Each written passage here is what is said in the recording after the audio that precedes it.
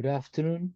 First, I would like to thank the Hub for the very kind invitation to present one of our most recent publications entitled Definition and Clinical Significance of the MGUS-like phenotype in patients with monoclonal gammopathies. This is only a brief introduction to remind us that early intervention is being investigated in patients with smoldering myeloma, obviously those having high risk of transformation. Nonetheless, we believe it is paramount to define those patients that may or not have high risk disease and a benign clinical behavior resembling that of MGUS, obviously to avoid unnecessary treatment. In patients with active myeloma, treatment de-escalation or intensification are being explored according to the depth of response in clinical trials. However, the possibility of having MGUS-like disease deserves consideration in the patients with persistent M component after treatment but low risk of progression, in whom achievement of a theoretical suboptimal response may not require additional treatment for prolonged survival. The presence of myeloma patients with an MGUS-like phenotype has been hypothesized in studies using either gene expression profiling or flow cytometry. And we believe that gene expression remains investigational, whereas flow is available in most clinical laboratories and is part of the routine diagnostic examination of patients with monoclonal gammopathies. That's why we try to develop a NAMGUS-like classifier using flow cytometry. This is a schema illustrating the study design, a study that involved more than 5,000 patients from different countries around the world, in whom we only required the availability of two parameters defined by flow cytometry: the percentage of bone marrow plasma cells and the percentage of clonal plasma cells within the bone marrow plasma cell compartment, defined by whatever flow cytometry test that was being performed in the different laboratories that I will describe later throughout this presentation. Therefore, something that can be used regardless of the flow cytometry method. We developed a logistic regression model based on these two parameters for the classification of patients with MGUS-like, intermediate, or myeloma-like disease according to flow cytometry. And the model was developed in a very large series of patients enrolled in consecutive PETHEMA clinical trials, and it was validated in the most recent PETHEMA clinical trials as well as external series, including patients with smoldering myeloma and treated in Spain, in the University of Arkansas Medical Science, also those treated in the two Spanish clinical trials, another validation cohort of newly diagnosed myeloma patients, nearly 2,000 coming from Czech Republic, and then the validation of the classifier in two independent series of patients with light chain amyloidosis, one in Spain and the other from Pavia, Italy.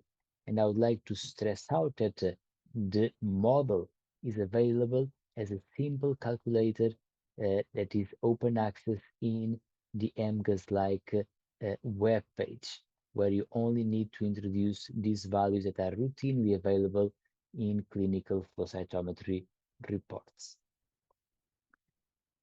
Starting in smoldering myeloma, you can see in the slide, and I would like to thank the Hub for preparing these slides. You can see that both in the Spanish and the Arkansas untreated cohorts, there were approximately 18–19% of patients showing MGUS-like disease according to flow cytometry.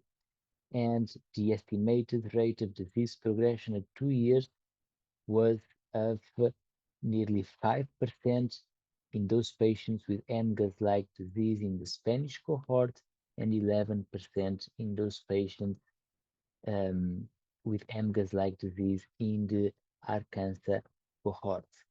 This is the Kaplan-Meier curve, time to progression of the Spanish cohort. Again, those patients with MGUS-like disease have very low risk of transformation, and one important finding of the study was that there was no statistically significant differences in TTP between treatments in the two Spanish trials versus observation in MGUS-like smoldering myeloma patients. Therefore, early treatment in this small subset of patients may not be required because of the very low risk of transformation. In patients with active myeloma, we saw both in the Spanish as well as in the external validation dataset coming from the Czech Republic that patients having MGUS-like disease have unique clinical and biological characteristics and, more importantly, improve survival outcomes. Median PFS and OS was not reached despite a very long follow-up in the Spanish cohort. And I would like to highlight that among the transplant-eligible active myeloma patients showing an MGUS-like phenotype, PFS and OS rates at 5 years were of approximately 80% and 96% in this patient population, therefore very promising outcomes. In a multivariate analysis, both for progression-free and overall survival, you can see that the MGUS-like classification retained independent prognostic value together with the ISS, LDH, cytogenetics, the CR status, as well as transplant eligibility, meaning that the classifier is applicable to both transplant eligible and ineligible patients. The independent prognostic value of those parameters that are used for the revised ISS, as well as the independent prognostic value together with the CR status, led to subsequent analysis that I will show in the next two slides. Here you can see patient progression-free and overall survival according to the revised ISS in panels A and B, typical stratification according to this model, and in panels C and D, we developed a new iteration of the model where having MGUS-like disease reduces the risk in 1 point, meaning that you could have patients with revised ISS 0 that are shown here in the green curve that show superior PFS and OS when compared to those with revised ISS 1. In other words, complementarity to other prognostic factors. Then, importantly, back to that second introduction point, the suboptimal responses associated with long survival outcomes.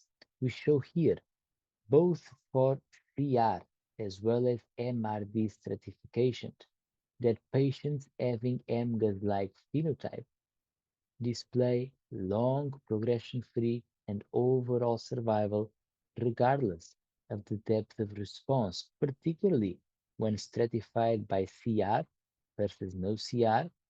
Also, you can see here that there are no differences according to MRD negative versus positive status after treatment, although in my opinion, the number of patients here having MGUS-like phenotype and particularly being MRD positive is too small to draw definitive conclusions.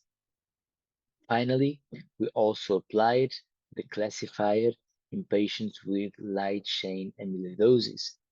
Obviously, because of how this disease evolves and the timing of diagnosis, the proportion of patients with MGUS-like disease is higher when compared to active myeloma, I forgot to mention that in one of the slides, it is at 8% in newly diagnosed active myeloma. In light chain amyloidosis, you can see both in the Spanish and the Italian cohorts that the frequency may be around 30 to 40%. These patients have superior median progression-free survival when compared to those with intermediate or myeloma-like phenotype, and this was reproducible in both the Spanish and the Italian cohorts. However, in this disease, light chain amyloidosis, we believe that the classifier may be more informative in the identification of those patients with myeloma-like disease rather than identification of MGUS-like phenotypes, because in both cohorts, these patients with diagnosis of light chain amyloidosis, not myeloma with amyloidosis, really have dismal outcome for whom different treatment approaches and probably greater efforts in early diagnosis are warranted. Finally, to conclude, we believe that a more personalized approach to therapy demands the identification of distinct subgroup of patients with singular, unique clinical behavior, and that this must be achieved using routine tests to guarantee a real and wide translation of research into clinical practice. Here, we provide an open access tool based on flow cytometry parameters that are routinely assessed in clinical laboratories around the world. And again, I remember that the tool is independent of the flow cytometry protocol being used to obtain those two parameters, the percentage of bone marrow plasma cells and the percentage of clonal plasma cells within the bone marrow plasma cell compartment. The data showed that the MGUS-like classifier identified a subset of patients with smoldering and active myeloma having unprecedented outcomes. In smoldering myeloma, very low risk of transformation to active disease despite long follow-up.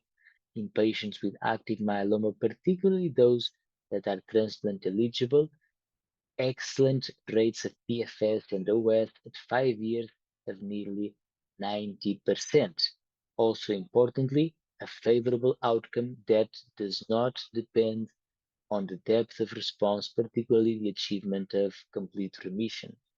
In light chain amyloidosis, we show that the same tool uncovers a subgroup of patients with myeloma-like bone marrow involvement, and as you saw in the slide, truly dismal survival, PFS, as well as overall survival. Therefore, and as a final statement, we believe that this simple, easy to adopt, available online, free to everyone, phenotypic classification of monoclonal gammopathies may help individualizing treatment, obviously together with other patient and biological features, and should be part of standard laboratory examinations. Finally, the acknowledgement slide, very important in this study.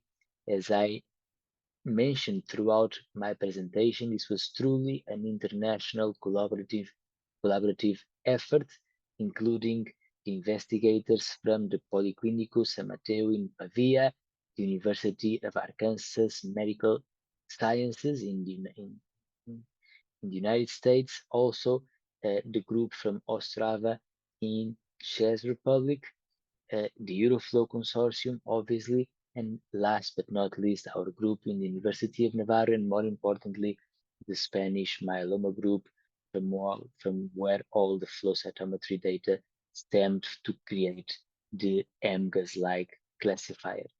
I'll stop here. Thank you for listening.